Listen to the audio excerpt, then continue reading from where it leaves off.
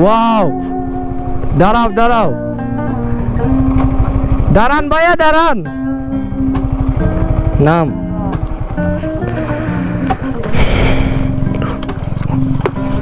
Wow guys, এটা কি দেখেন অস্থির।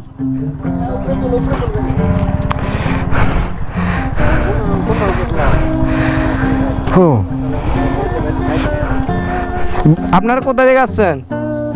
ময়মনসিং? ও, অনেক দূর থেকে আসছেন। না ভাইয়া রাইড কিন্তু ঠিক আছে, আরো আগে আসছেন।